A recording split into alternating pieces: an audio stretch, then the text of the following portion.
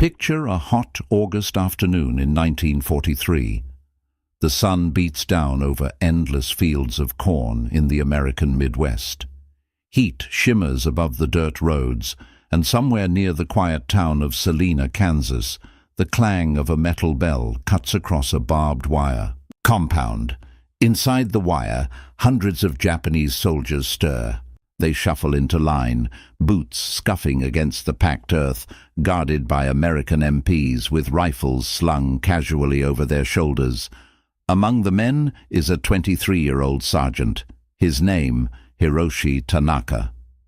Only 3 months earlier, Tanaka had been crouched in a foxhole on a Pacific island, staring down the barrels of American Marine rifles. He had fought, bled, and finally collapsed under the roar of artillery fire. When he woke again, he was a prisoner, not dead, not executed as he expected, but patched up in an American field hospital and shipped halfway across the world.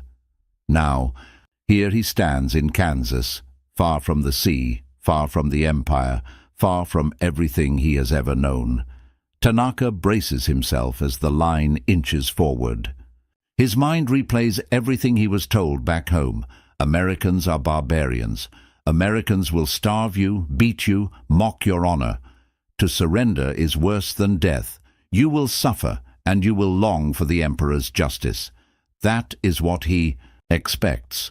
But expectation is about to collide with reality in the most unlikely form. The line moves. The mess hall doors swing open. Cool air meets sweat. Inside, fluorescent bulbs cast a sterile glow over rows of steel counters. Behind them, American cooks in aprons move with practiced rhythm, ladling food onto trays. Tanaka grips his tin plate as he reaches the counter. He steels himself for the worst. Thin gruel, maybe moldy bread. Punishment disguised as nourishment. Instead, he freezes. Camera close-up described. Steam rises from a rich beef stew, chunks of meat glistening in a thick brown broth. Fresh vegetables, carrots, potatoes, beans, sit bright and colorful, almost defiant against the grayness of war. A glass of cold milk waits, beads of condensation rolling down its side. Beside it, golden bread rolls stacked in baskets. And then, something impossible. A small, round dish of ice cream. Vanilla, pale as snow. Smooth, solid, already melting just slightly in the Kansas heat. Ice cream. Tanaka stares. He cannot move. His mind rebels. In wartime Japan, even high-ranking officers rarely tasted such luxuries. His own mother in Osaka had been mixing barley husks into rice to stretch the family's meager rations. Sugar was a memory. Milk was a rumor. Ice cream was fantasy. And yet, here it is being handed to him, not as reward, not as trickery, but as routine. In that moment, Tanaka feels his world tilt. Everything he has been told about America, about the cruelty of its people, about their supposed decadence and weakness. Suddenly, it doesn't fit with the cold sweetness melting before him. The truth is simple, undeniable. His captors have so much, they can even give ice cream to their enemies. Tanaka carries his tray to the bench, still stunned. Around him, fellow prisoners glance nervously at their meals, some whispering in disbelief. One man hesitates, sniffing at his milk before taking a cautious sip. Another laughs awkwardly, shaking his head as though the food were some elaborate trick. But it is no trick. This is daily life inside an American prisoner of war camp, and for men raised on sacrifice, scarcity, and hunger, it is nothing short of a cultural earthquake. This is the story of a collision not of armies, but of worlds. Of two societies who fought the same war under entirely different realities. For Japanese prisoners like Sergeant Tanaka, captivity in America became less about chains and fences and more about revelation. They discovered that their enemy's power did not lie only in planes and tanks. It lay in something deeper, quieter, and far more overwhelming, an abundance so vast that even in the midst of global war, the United States could serve dessert to its prisoners. That abundance would do more than fill stomachs. It would change minds, it would undermine propaganda, and it would reveal, in every spoonful of melting vanilla, just how unbridgeable the gap was between the Empire of Japan and the United States of America. To understand how such a moment could shake a soldier to his core, we must step back. Back to the beginning of this global conflict. Back to the shortages, the hunger, and the war machine that shaped Japan in the years leading to Pearl Harbor. Because only by seeing the emptiness of Japan's kitchens can we understand the power of ice cream in Kansas. Before we can understand why a bowl of ice cream in Kansas could bring a Japanese soldier to silence, we must look back to the kitchens and ration books of wartime Japan. For it is in scarcity, in hunger, in the slow erosion of daily life that the shock of American abundance becomes clear. Cue archival footage. Crowded Tokyo streets, ration lines, children clutching bowls. By 1941, when Japanese planes descended, on Pearl Harbor, the Empire of Japan had already lived in war for a decade. First came Manchuria in 1931, then the brutal, grinding conflict in China after 1937. Each new conquest demanded resources, rice, fuel, steel, labor. Each new campaign drew deeper from the empire's reserves. For civilians, the price of expansion was hunger. The average Japanese household of the early 1940s lived not on meals but on rations measured by the state. Rice, the heart of Japanese identity, grew so scarce that families mixed it with barley husks, millet, even shredded bark to stretch portions. A bowl of white rice, once ordinary, became a dream. Sugar vanished almost completely. Children in Tokyo grew up never tasting it. The occasional hard candy, saved from peacetime stockpiles, might be divided between siblings and treasured for days. Meat was rarer still. Pork or beef, once part of city dining, was replaced by thin broths flavored with dried fish or scraps of soybean paste. Eggs, butter, cheese, products of dairy farming, were virtually absent. Japan's agriculture, shaped by centuries of rice cultivation and fishing, had never embraced cattle on a scale to feed millions. By the 1940s, dairy was not only scarce, it was alien. A Japanese civilian in 1943 survived on about 1,800 calories per day, often less. That figure, barely above subsistence, meant children grew thin, workers fainted in factories, and mothers tightened their belts so fathers could eat. The government's message was constant. To suffer was to serve. To go without was to prove. Loyalty, and the soldiers, those hailed as the iron backbone of the empire, fared little better. Archival shot, Japanese infantry marching, packs heavy, eyes hollow. The standard ration for an infantryman was rice, pickled vegetables, and occasionally dried fish. Meat was a luxury reserved for officers or rare celebrations. Even on campaign, when calories meant strength, soldiers were expected to endure. In the jungles of New Guinea or the mountains of Burma, supply lines collapsed and hunger became an enemy as cruel as the Allies. Malnutrition killed thousands without a shot fired.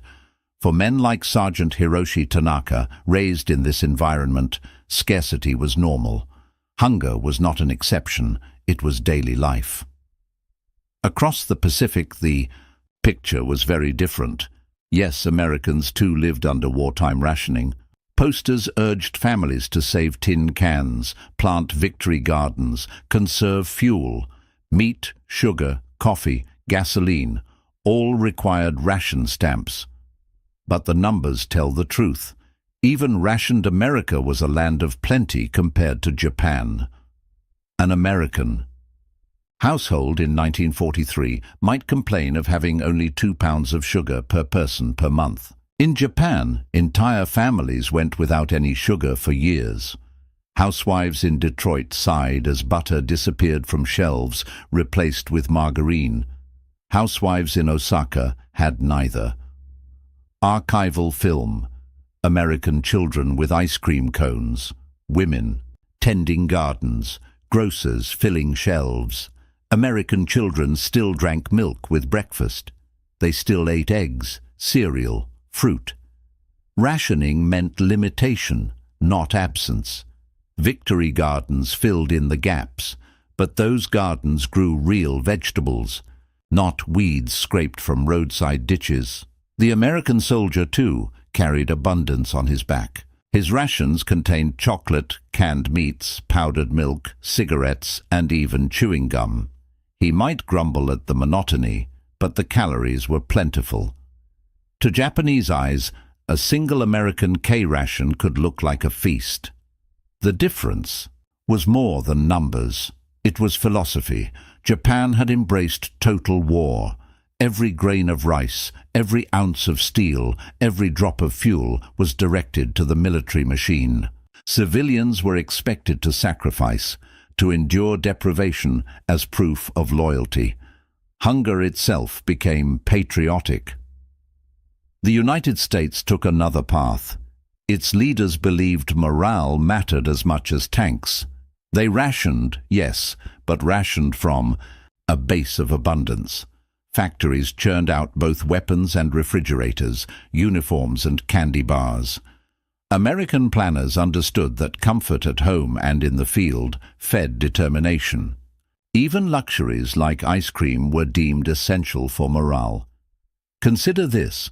While Japanese civilians boiled acorns to survive, the U.S. Navy spent $1 million to build a floating ice cream factory, a barge capable of producing 10 gallons every 7 minutes. This was not rumor or propaganda. It was real. To the Japanese soldier who had never tasted ice cream, such extravagance sounded impossible, and yet for Americans it was routine. This gulf, between scarcity and abundance, between sacrifice and surplus, formed the backdrop of every encounter Japanese prisoners would have with their captors. They had been told America was soft, materialistic, on the brink of collapse. But what they discovered was a society so wealthy it could turn luxuries into necessities. In the shadows of war, rice and sugar, butter and milk became more than food.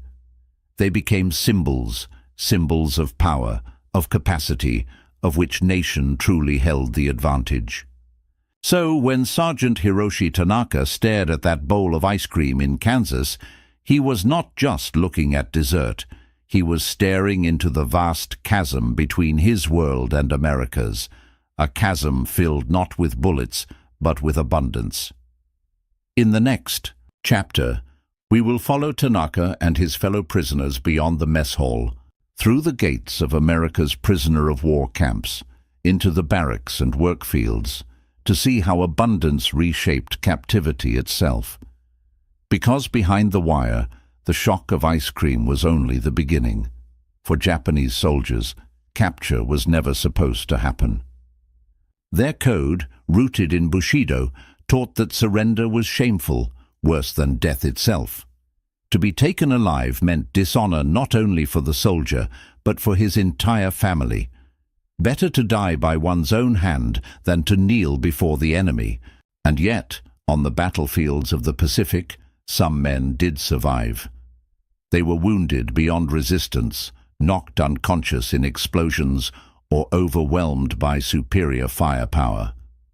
When they opened their eyes again, they were in American hands. Men like Sergeant Hiroshi Tanaka. Archival images. Stretcher-bearers. Wounded prisoners guarded by U.S. Marines. At first, many expected execution. Japanese propaganda had drilled a clear message. Americans were cruel, savage, bent on humiliation and torture. A prisoner who awoke in a U.S. field hospital often assumed his care was a trick before death. Yet hours turned into days. Bandages were changed, water offered, food provided. Slowly, disbelief replaced fear. Then came the journey across the Pacific. Prisoners were loaded onto American transports. Unlike the cattle cars and death marches seen in Axis-controlled Europe, these voyages stunned their unwilling passengers. POWs were issued clean clothing, medical checks, and rations identical to those of their guards. Some ships even provided cots. The very act of crossing the ocean began eroding the stories they had been told, and after weeks at sea came the land. Transition sound, train whistle, echoing across plains. Japanese POWs were not taken to coastal cities, where suspicion and unrest might follow. Instead, they were sent inland, to Texas, Colorado, Arkansas, and Kansas. Remote farmland, far from the Pacific, became home to thousands of captured men. Passenger trains carried them across the American landscape. Through clear windows, they saw a land of endless farms, grain silos, and locomotives hauling freight. Even in wartime, America looked full, rich, alive. At each stop, guards handed out sandwiches and fruit. For men who had been starving only weeks before, the abundance felt surreal. By 1945, more than 425,000 prisoners of war lived in the United States. Most were Germans. Italians came next. Japanese prisoners were far fewer, but their experiences carried a unique weight because of how their culture had prepared them to expect brutality. And so, when the gates of the camps opened, they stepped into a reality that defied every assumption. Archival recreation, wooden barracks, barbed wire, watchtowers. The camps themselves were military in design. Rows of long wooden barracks, barbed wire fences, guard towers at each corner. To a soldier accustomed to deprivation, however, these barracks looked almost like comfort. Each man received a bunk with a mattress, blankets, and a small locker. The buildings were heated in winter, ventilated in summer, and kept sanitary by American standards. For Tanaka, who had spent nights crammed into damp, disease-ridden huts. In the Pacific, the sight of a clean bed was its own revelation. But the true shock awaited in the mess hall. The Geneva Convention of 1929 required that prisoners receive rations equal to those of the captor's own troops. The United States military took this obligation seriously, not only for moral reasons, but because American commanders understood a simple truth. If enemy soldiers believed they would be treated well, more would surrender. That could shorten battles and save American lives. So when Japanese POWs lined up with their trays, they did not find punishment rations. They found abundance. Breakfast meant eggs, bacon, toast with butter, and coffee. Real coffee, aromatic, and strong, not the roasted barley substitutes Japanese civilians endured. Fruit often accompanied the meal. Apples, oranges, even bananas when shipping allowed. Lunches and dinners rotated through beef stew, pork chops, chicken, fresh vegetables, and white bread so soft it compressed between their fingers. Milk was served daily. Butter, cheese, and eggs appeared regularly, and on certain days, ice cream. For many Japanese prisoners, the very concept of dairy was foreign. Cows were rare in their homeland. Milk, if encountered, was often powdered and reserved for children. Butter, cheese, yogurt, these words carried little meaning. Now, in captivity, they were introduced as routine. A glass of cold milk became a moment of wonder, a slice of cheese, a curiosity, and ice cream, an astonishment. I held the bowl and could not eat, one former prisoner recalled years later. How could this be? We had been told America was starving, yet even their enemies were fed better than our families at home. The effects were immediate. Many POWs arrived malnourished, gaunt, their bodies weakened by months of poor rations. Within weeks their health improved. Camp medical officers recorded weight gains of 20 to 30 pounds during a prisoner's first year. Teeth grew stronger, vitamin deficiencies faded, and stamina returned. Yet the physical recovery was only part of the story. The psychological impact ran deeper. Imagine being raised to believe your enemy was soft, decadent, incapable of sacrifice. Imagine being told that American industry was weak, its society divided, its people unwilling to endure war. Then imagine standing in a mess hall eating steak, drinking milk, finishing with ice cream, while your family back home boiled grass to survive. For many prisoners, this contradiction was impossible to reconcile.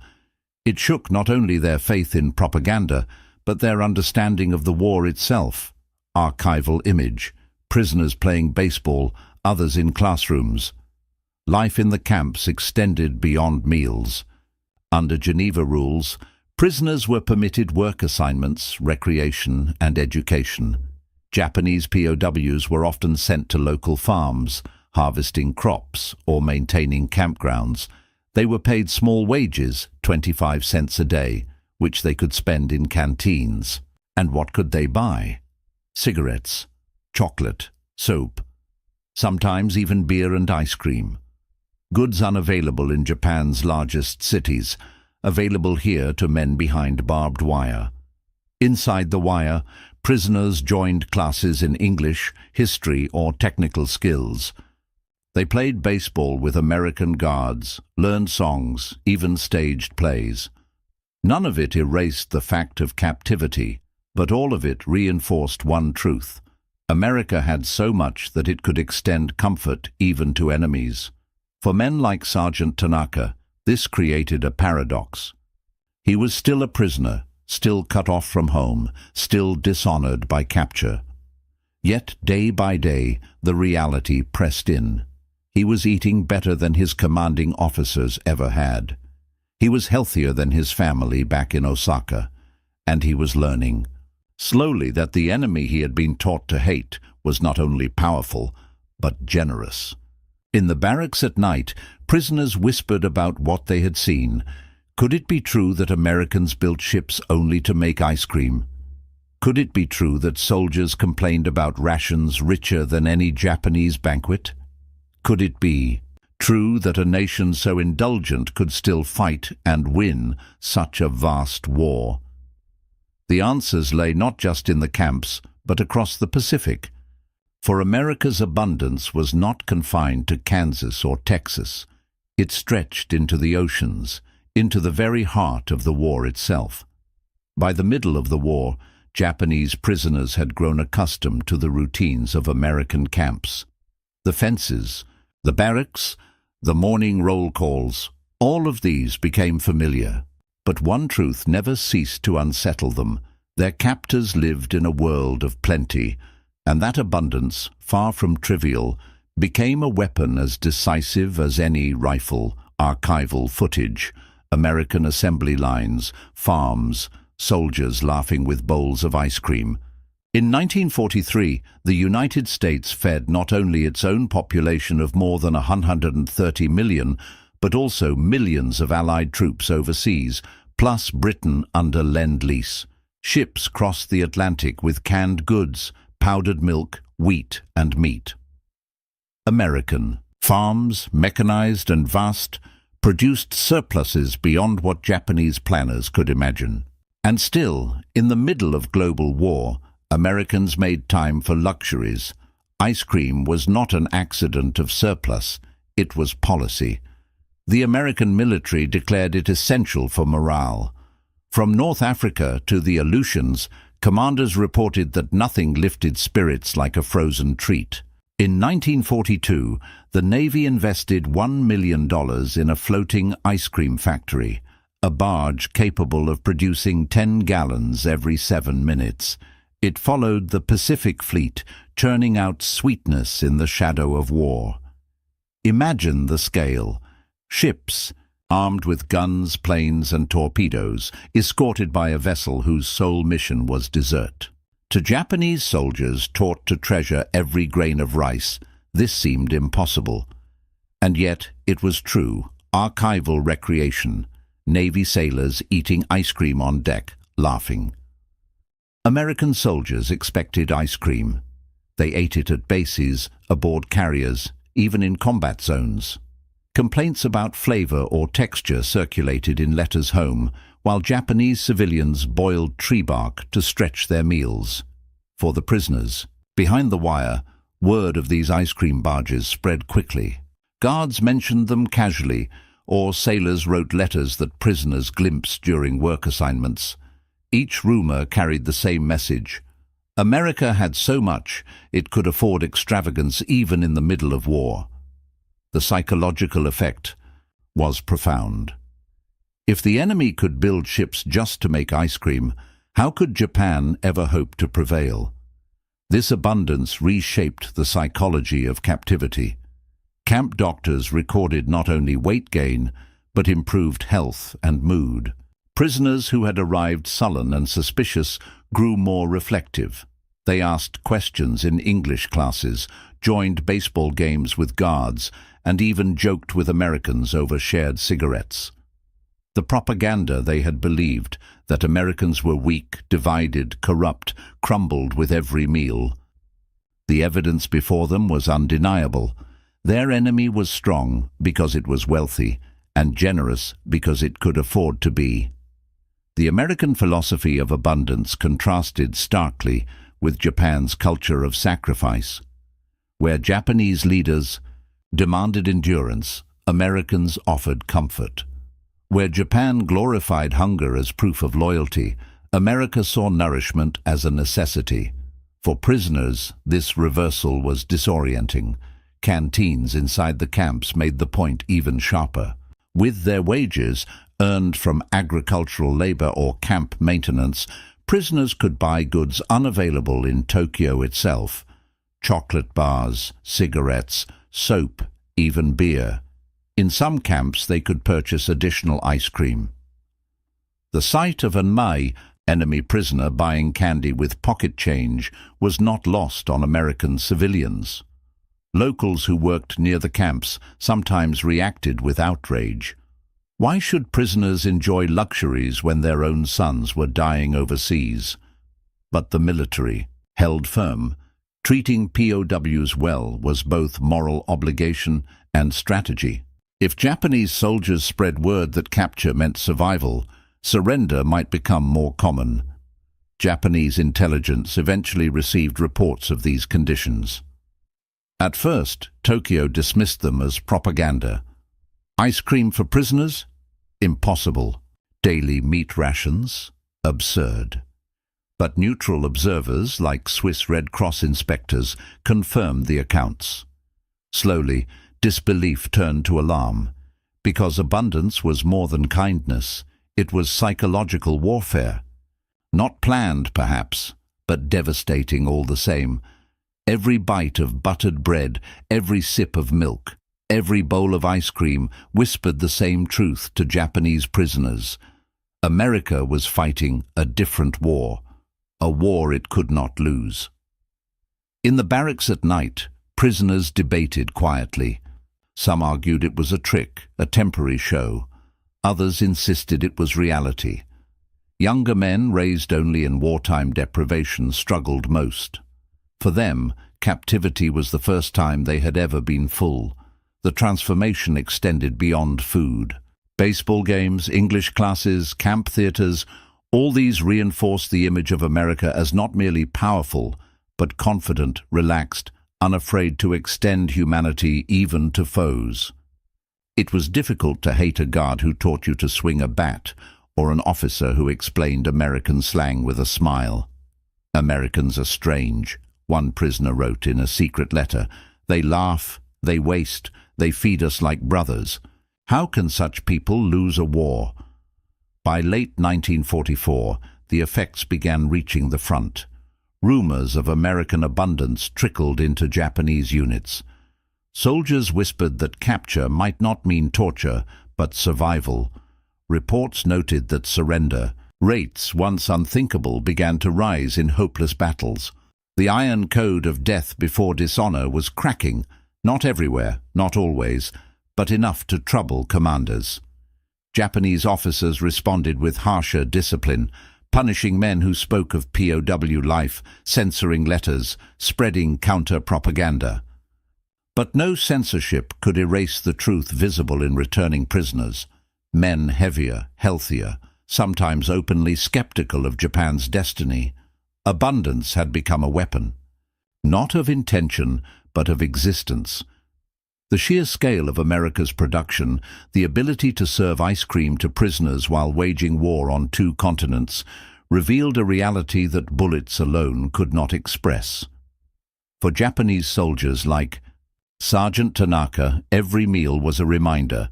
His homeland starved while his captors served seconds. His leaders demanded sacrifice while Americans offered dessert, and each contradiction made the war seem less winnable. In the final chapter, we will leave the camp gates and travel to Tokyo itself. There, Japanese intelligence officers read reports they could scarcely believe. There, families saw their sons return heavier than they had ever been. And there, in whispered kitchens and secret barracks conversations, the truth spread. America's strength was not only in weapons, but in abundance. Tokyo, 1944. Inside the Imperial General Staff Headquarters, Colonel Masahiko Takeshita studies. A report that makes no sense. His pen hovers above the page, frozen. The words stare back at him like a riddle. Prisoners in American camps receive daily meat, vegetables, milk, butter, and dessert. Ice cream served regularly. Takeshita sets the paper down, rubs his tired eyes. Ice cream. He hasn't tasted it since before the China campaign of 1937. His children have never seen it. Yet, according to intelligence gathered from prisoner exchanges and Red Cross inspections, captured soldiers, men considered disgraced for surrender, are enjoying luxuries beyond the reach of Japan's most loyal citizens. If the reports are true, America is not simply fighting a war. America is thriving in it. And that possibility terrifies the staff more than any bombing raid.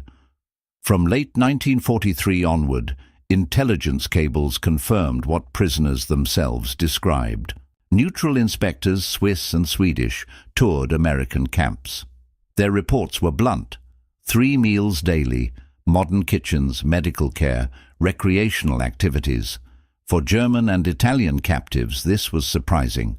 For Japanese observers, it was unbelievable, because the implications were devastating. If America could afford to treat its enemies better than Japan treated its own people, then the very foundation of Japanese propaganda collapsed. Yet lies could not explain the evidence arriving home. Exchange ships carried Japanese prisoners back to Asia. Men who had departed gaunt and malnourished returned heavier, healthier, cheeks full, skin clear. Families greeted them in disbelief. How could captivity look like recovery? Whispers spread quickly. Mothers told neighbors, neighbors told factory workers. Soon, entire districts buzzed with rumors. American camps feed our men better than we can. They serve them meat, fruit, even sweets, because Japanese civilians had been told a story, that the entire world suffered equally, that shortages and hunger were universal, that everyone sacrificed for victory. But if Americans were giving ice cream to prisoners, the story was false. And if the story was false, what else had the government lied about? The effect on soldiers at the front was even more dangerous. Reports filtered into units on Saipan, Guam, the Philippines. Men whispered that surrender might not mean torture, but survival. Survival with food their families could not dream of. Commanders noticed a change, not widespread, but growing. In hopeless battles, surrender rates ticked upward, not dramatically, but enough to alarm high command. Death before dishonor, the creed drilled into every recruit, began to crack. Some soldiers still fought to the last bullet, still rushed in suicidal charges, but others slipped quietly into American custody, hoping for bread and milk instead of bayonets. For the Japanese military, this was catastrophic. Discipline relied on belief in the glory of sacrifice, the honor of dying for the emperor. If men began to see captivity as relief, the war itself unraveled. Desperate, the regime tightened control. Letters from prisoners were censored. Discussions of POW life were punished harshly. Propaganda intensified, insisting Americans tortured captives and mocked their honor. But repression could not erase reality. Too many witnesses, too many inspectors, too many returning men carried the truth. And the truth was simple. America was fighting with resources Japan could never match. Industrial might, agricultural surpluses, shipping networks that spanned the globe, all allowed the US to wage total war without starving its people.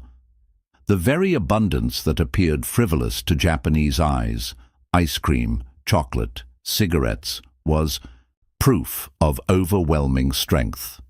The image of floating ice cream factories haunted Japanese planners. Ships dedicated not to guns but to dessert symbolized a nation so wealthy it could transform luxury into necessity. In contrast, Japanese forces struggled to supply rice to starving garrisons. The comparison was crushing. For prisoners themselves, the realization was personal. In barracks across Kansas, Texas, and Arkansas, young men sat at wooden tables, spoons in hand, staring at bowls of melting vanilla. They thought of their mothers boiling weeds in Tokyo. They thought of their siblings, sharing a single sweet. And they wondered, how could Japan win against this? The shock turned into something deeper, cognitive restructuring, psychologists later called it. A painful rebuilding of belief when reality shatters illusions. Some resisted, clinging to loyalty, convincing themselves America's generosity was a trick. But others embraced the truth. Their enemy was not only stronger militarily, but morally different. Americans fought with comfort, not deprivation. They wielded abundance as power. But, fantasy or not, the stories carried weight.